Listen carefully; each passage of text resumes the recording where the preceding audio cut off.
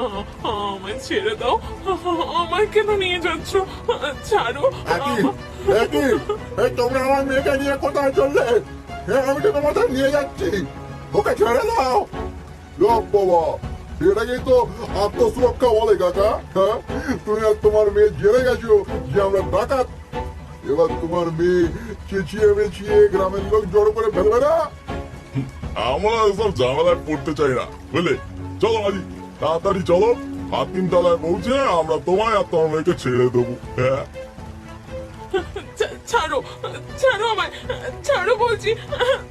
ছেড়ে তো দেবো, ছেড়ে দেবো বাবুরি, নিশ্চয়ই ছেড়ে দেবো, কিন্তু তার আগে তোমার বাবা নৌকাটা ঘাট থেকে ছাড়ুক। হে ভগবান, হে ভগবান, তুমি আমার মেয়েটাকে রক্ষা করো, রক্ষা করো ভগবান।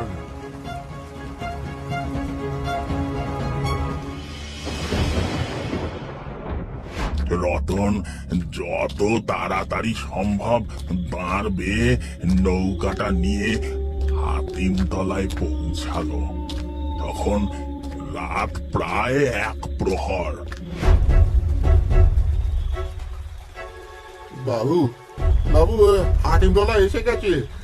আপনারা যেমনটা বলেছিলেন আমি নিয়ে আইছি। আরে বাস, এ তো লক্ষ্মী কোথায় একদম। হিরে রঘু, চল। কাকা, লাগবে না, এই নৌকার ভাড়া লাগবে না বাবু। যাক গেল, ভাড়া কে দিচ্ছে? আমরা তো ভাড়া নিতেইছি তোমার মেয়েকে। হ্যাঁ? এই যাও, যাও, এই তো, দোয়াই তোমাদের, দয়া করে আমার মেয়েটাকে ছেড়ে দাও, দোয়াই তোমাদের। ছাড় বলছি। চুপ! কাকা, কানের কাছে বেশি জ্ঞান জ্ঞান করো না তো। চুপচাপ বাড়ি চলে যাও, কাল তোমার মেয়েকে পেয়ে যাবে। দোয়াই, দোয়াই তোমাদের, আমার মেয়েটাকে ছেড়ে দাও, আমি ছাড়া ওরা কেউ নেই। দোয়াই, দোয়াই, আমাকে আমাকে যেতে দে, আমাকে যেতে দাও। বাবা, বাবা, দূর! ছাড়ো আমায়। ছাড় এখান থেকে। বাবা, বাবা, ছাড় আমাকে, ছাড় বাবা। শয়তান জানোয়ার, ছাড় বলছি। আর তুই আমার উপর জোর দেখাবি?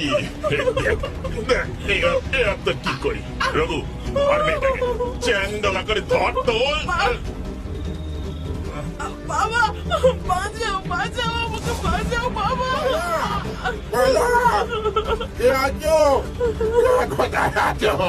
আমার মেয়েটাকে নিয়ে গেল গো, আর মেয়েটাকে নিয়ে গেল, কোথায় আছো?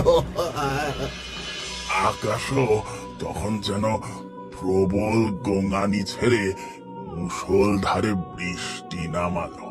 রতন দৌড়ে গেছিল, কিন্তু অন্ধকারের মধ্যে ডাকাতরা মালাকে নিয়ে যে কোথায় মিলিয়ে গেল বোঝাই গেল না। রতন তখনই ওই প্রবল বৃষ্টির মধ্যে নৌকা চালিয়ে গ্রামে ফিরল, গ্রামের লোকেদের সাহায্যের জন্য।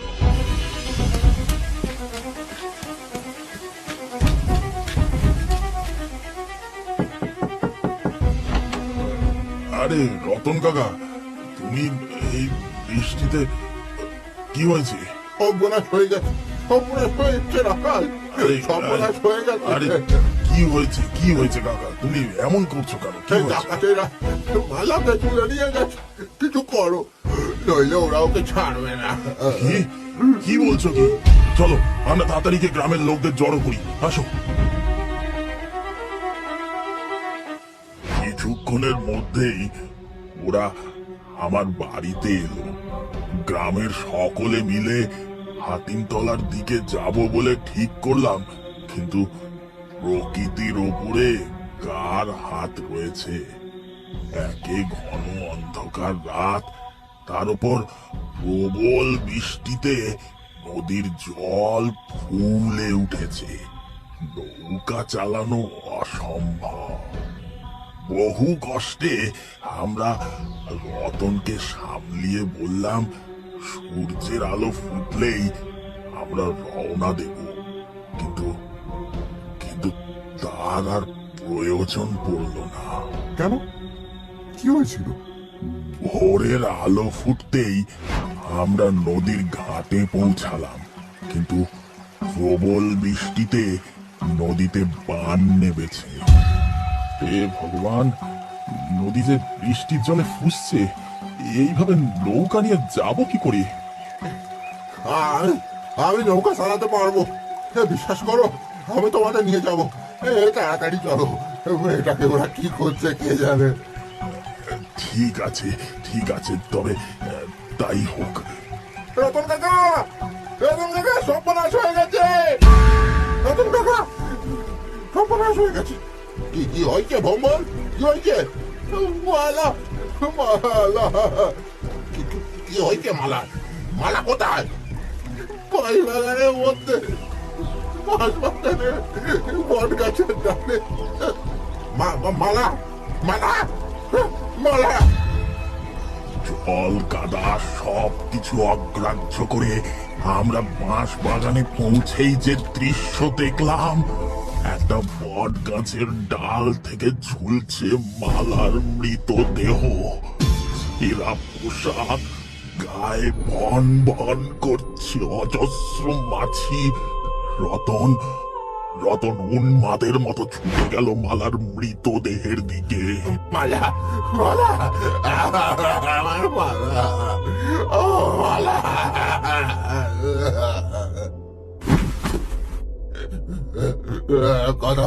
কথা বল মালা, মা কথা বল। এই যে তোর বাবা, এই এসে গেছি, দেখ মা। রতন কাকা, সামলাও নিজেকে।